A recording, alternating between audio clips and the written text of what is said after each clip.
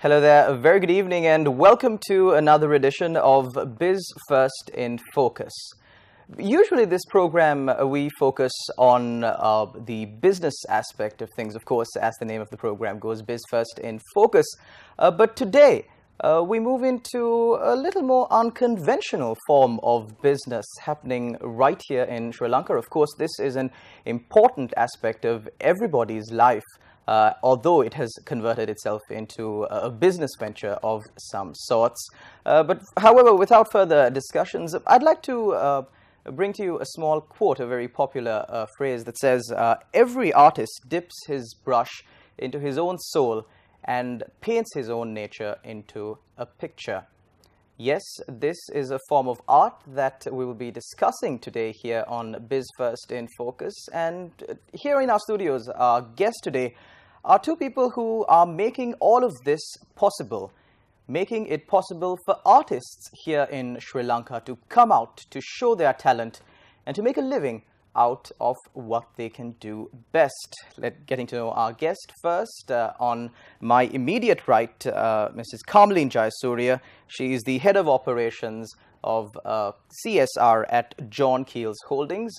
Very good evening, ma'am, and welcome to the show. Good evening. Also, next on my right, on her right actually, a person who is not a new face on TV, if I might say so.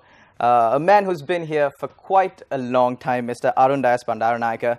Today, of course, he is representing, he is here in the capacity of a trustee of the George Keat Foundation. A very good evening, sir, and it's a pleasure to have you on our show. Thank you. That's very generous of you. So, this event that we will be discussing today on our show, the Kala Pola event, it's a display of the arts. It's providing a platform for artists, both young and old, despite their background, to come out, to show their talent. How did this actually begin? I'd like to direct my first question to Mr. Bandaranayake. How did this begin? What was the logic behind it? Why did you really do this? Yeah, you've already touched on the logic in your quotation that you offered us, that there is something within an artist that he would like to bring out, express in his own way, in his own style. Now, there are literally hundreds, if not thousands of people in our country who have that yearning to be able to show what they're thinking, what they're feeling, and to express it in either a canvas, such as with a painting, but it's not limited to painting. The Kala Pola also allows artists to display works of sculpture and other related things. But I'd like to define something so that we don't get away with the idea that this is like handicrafts. It is not. Okay. This is not necessarily a commercial product that is replicated every time, like little elephants made out of wood, or monkeys of coconut shells or coconuts. That's not the kind of thing we are thinking of. We're thinking of it as an expression, like you alluded to, something from within. So, you asked, how did this start? Well, around 27 years ago, the George Keat Foundation and the people who were the trustees and the chairperson of that time felt that there was a great need to provide opportunities for people in the far-flung regions of this country who had no opportunity to show their talent as artists, that they needed to have a platform. And so it was decided that the George Keat Foundation will provide that platform. So they sought sponsorship and so on and so forth in this initial stage. And about 30 artists at that time who were not known, relatively unknown, and from different places, were provided exhibition space. And it was also possible to sell whatever they brought to the exhibition. That was then, 27 years ago. Now, here in the present, Kamleen will tell you that it has expanded beyond what we initially thought. And I think her part of the organization has made it possible for a limit now of upward of 350, really nearly 370 artists are given the opportunity to show their work and allow guests, visitors, art enthusiasts, people who are interested in art to have a look.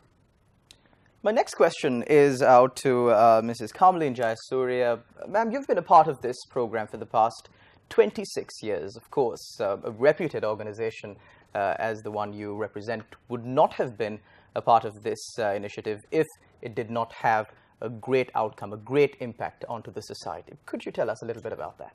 Yes, thank you, Shalan, and thank you for this opportunity. As Arun mentioned, we have been engaged in it for a long time, in fact 26 out of the 27 years. And the reason is that for John Keels, it's primarily a strategic CSR program. And when I say strategic, at the time it was started, at the time we engaged in it 26 years ago, the idea was to give a platform for these so-called silent artists. I would like to add that because if you look at the performing artists, they have a voice. Right. They can enact. There are sounds, there are drums, there are musical instruments backing them. But when you look at the visual artists like the painters, the sculptors that Arun mentioned, they are the so-called silent artists. They have no voice. Their paintings, their items of sculpture have to speak for themselves. So in this context, and in the context that taking gallery space is so expensive for an individual artist, it made sense for John Keels Holdings to support the George Keat Foundation to help this platform evolve, make it a bigger platform so that more artists could participate from all parts of the country, as he mentioned. Today, if you look at the composition, we have almost 370 registered artists, and that is the maximum that street, which is the Green Path, can hold. And among them, the mix of artists. It is from various parts of the country. You have the north and the east, the deep south, the western province, all the areas of the country represented.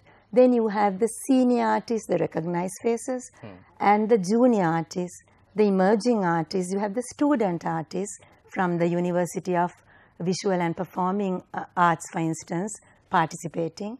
You have also children, the budding artists.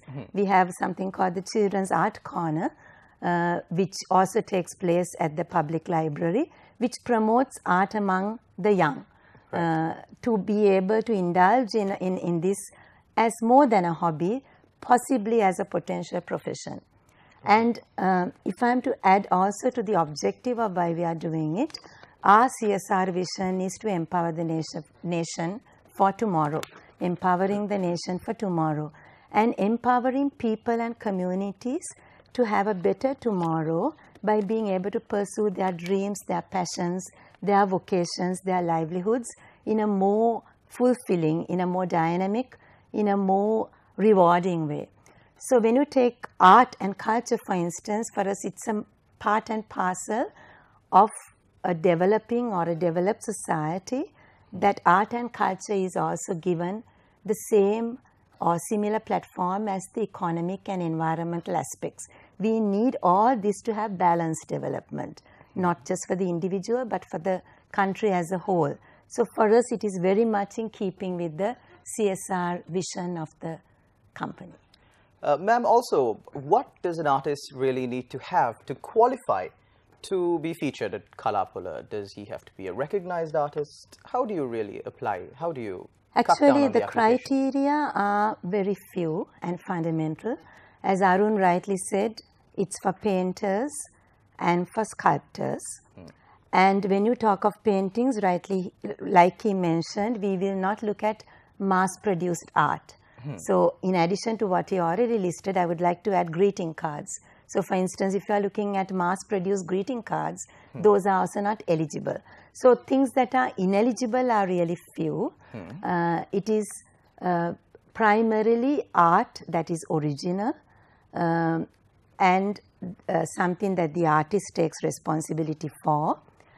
And within that, it could be any type of art. It could be contemporary, modern, it could be traditional, it could be portraits, it could be sketches, pencil drawings, watercolors, canvas, and of course when you take the sculpturing, any type of sculpture is acceptable. The registration process is also simple. We have simplified it further this year, where we have digitized it on the website of Kalapola. Unfortunately, the applications are now closed because all the slots are taken up. But the procedure it being a first come first served service. Yes, Right. And you don't have to be a senior or a recognized artist, Shalan. It could be anybody, as I mentioned, even a student, a child artist. If they qualify or are eligible on the criteria that we just mentioned, anybody could register and participate on a first come first serve basis.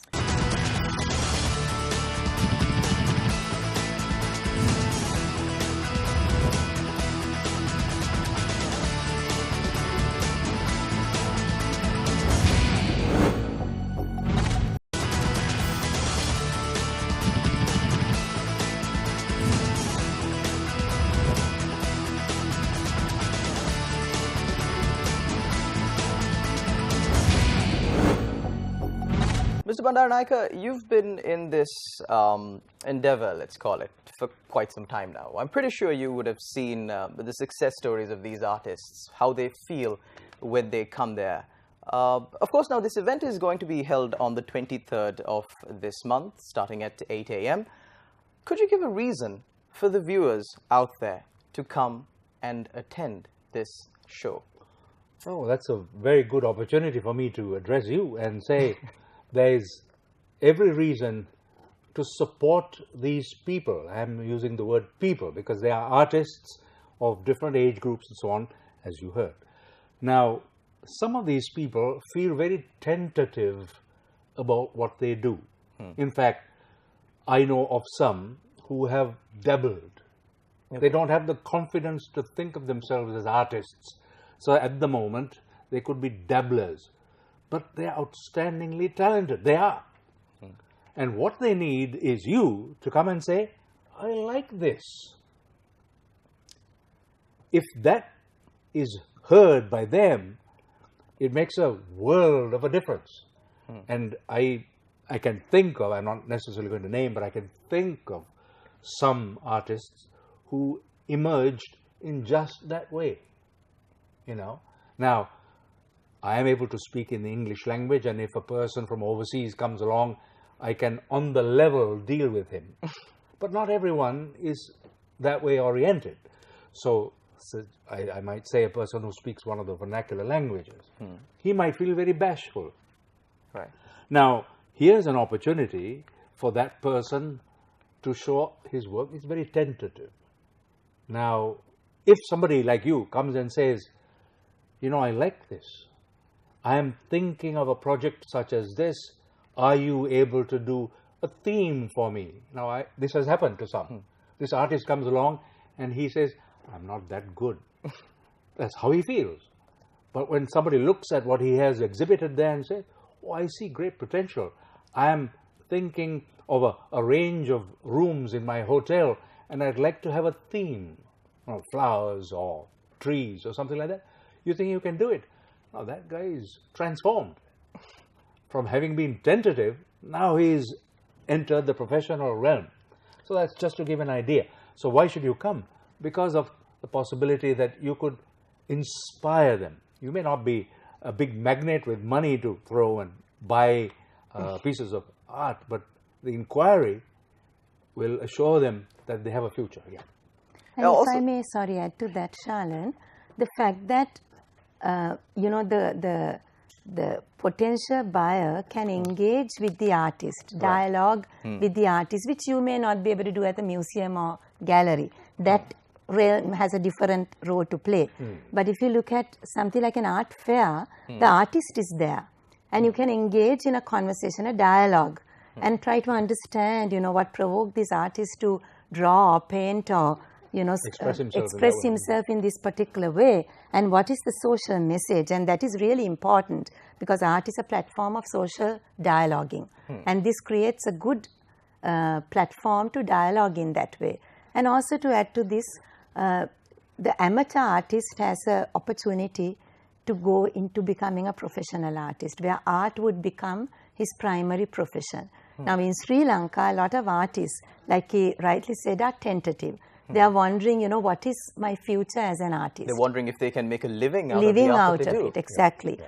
But this kind of fair gives them a very good idea as to what is the demand, what does the public want from me, what kind of thing really captures their imagination.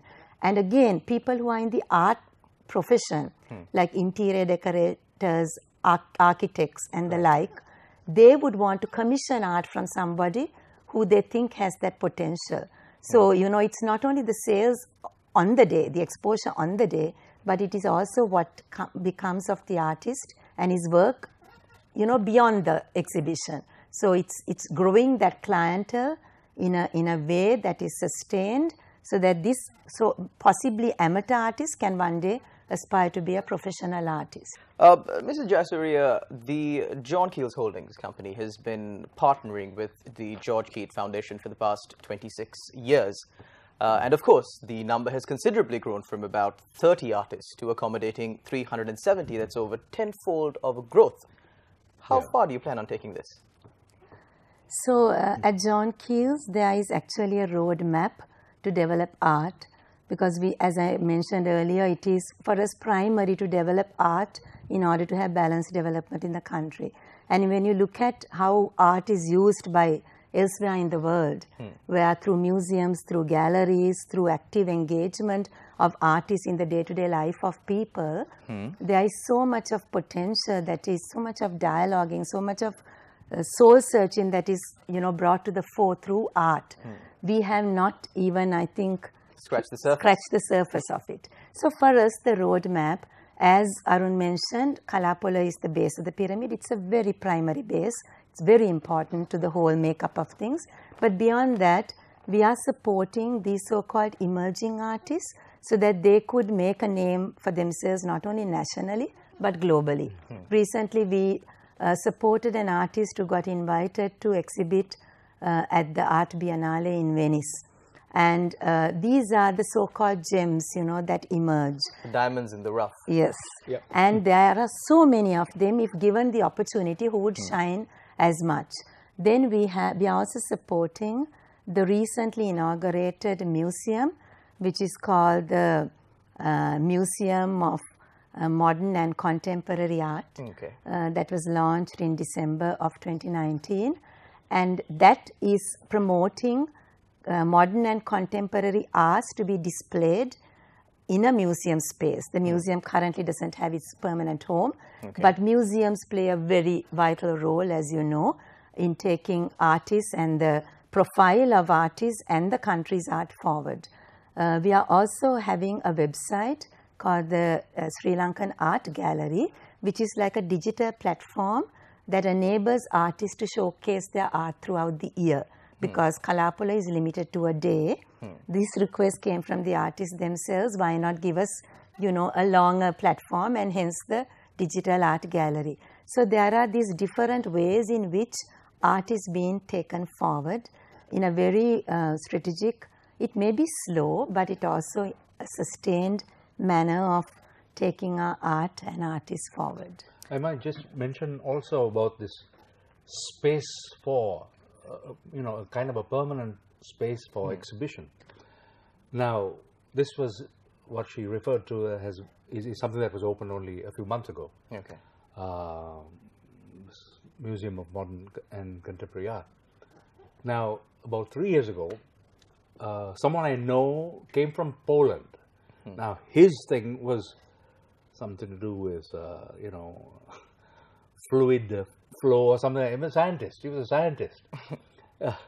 And he suddenly said, "Where can I see art?" And I said, "Oh, you're interested in art?" He said, "Yes, you know, life is not about fluids flowing. We need to have something." I said, "I'm very happy to hear you say that." I said, "There happens to be such and such an exhibition." And he went there and found it had closed. So now, if there is a permanent place, I'm sure there are many more like that Polish gentleman who come by and are looking for art, contemporary Lankan art, people expressing themselves in the present day. there should be a place. And hopefully these will now happen as a result of those initiatives. Ms. Arundas Bandaranaike, our viewers out there have been following this show for quite some time now. If you could once again remind them when, where and how they can participate in this exhibition. Okay, so if you're one who likes art, loves art, is interested in purchasing good works of art, remember the date is the 23rd of February, which is a Sunday. And it is all along the street in front of the National Art Gallery. You know, it is referred to as Green Path, but more accurately, it is Sir Ananda Kumaraswamy Mawata. And the entire stretch will be devoted, that is one side of the road, will be devoted to this exhibition and fair all through the day. Starts at 8 o'clock in the morning and goes on till night time.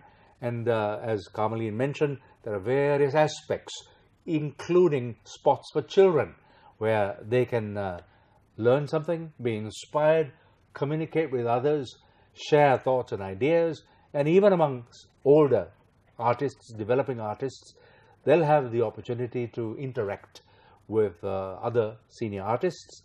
And certainly, important question, or rather important point, as Carmeline said, a dialogue.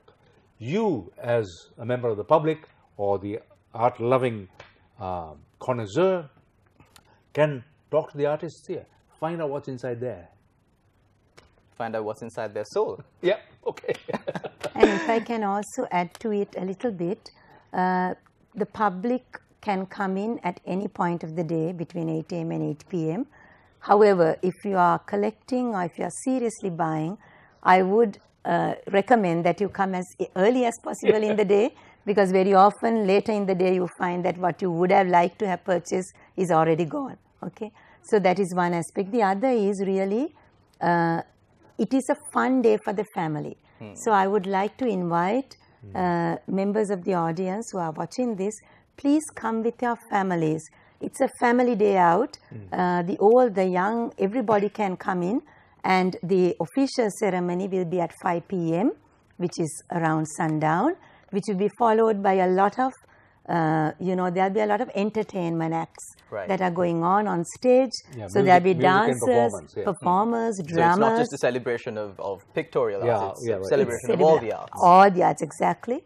And they are free to just walk around, enjoy, and purchase. Most importantly, do patronize the artists, so that they can really have a very successful day out of this fair. Thank you very much, Carmeline Jayasuriya, the Head of Operations at CSR at John Keells Holdings, and also to a very familiar face on television. Might I add that it's an honor to be on the same set with you, a man that I've been idolizing while I was a kid. Ms. Arundas Bandaranaike, trustee of the George Keat Foundation. Thank you very much, sir, for joining us on our show. And thank you very much to all our viewers out there for tuning in. Today was an interesting program here on Biz First in Focus. Of course, we will join you again next week, same time, same place. For the Newsfirst team, I'm Charlene Benedict. Thank you, and God bless. Thank you.